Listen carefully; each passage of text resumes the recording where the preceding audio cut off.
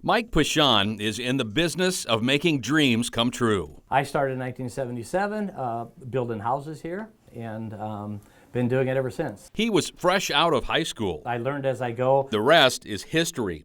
But Mike's brick and mortar ambitions don't hardly compare to his other pie-in-the-sky passion. I always say that I'd rather be lucky than skilled. When not building homes, Mike is a treasure hunter. But luck only plays a small part in what's added up to hundreds of thousands of targets dug. I'm more of a play the odds and try to find something old, do the research, and try to find something old as opposed to do it. They always say that there's more coins lost than what there is in circulation. So what you're seeing here today is only about half of what I've got. And this stuff doesn't include the stuff that's in the bank deposit box yet. I probably can get in any house in Dickinson County. I got boxes of keys.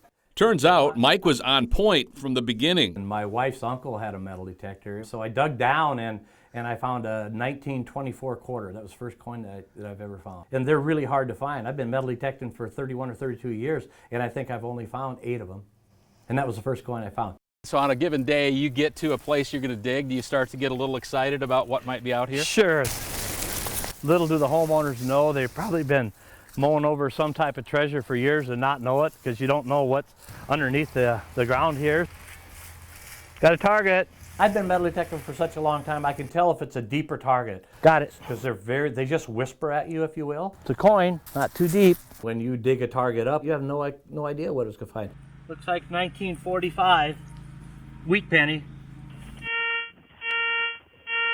Mike says he's a karma guy. So you do a good deed, get a good deed down the road. It just feels good. You just got a good warm feeling knowing you're able to return something that means so much to someone. I've found and returned hundreds of rings for people. I got some pretty amazing stories, so actually. Among them, Jeff Johnson's wedding ring. When I went to check it, there was no ring there.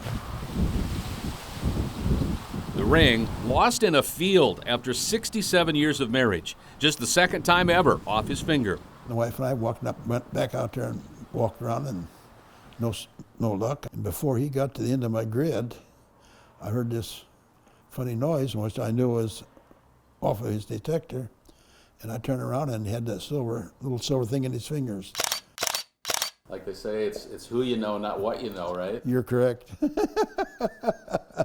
Almost as many stories as treasures found, from the house fire 38 pieces I recovered out of that fire. to the sunken wedding ring, Peeled open the tin can, and that antique diamond ring had slipped down and fell inside that can. and stuff you wouldn't ever expect a person to lose. I dug down and I found the whole front of a guy's teeth, the gold plate, all the teeth, and I'm like, oh no, what am I gonna find this? Is there anybody else there? But I did sell those right away because I didn't want those around.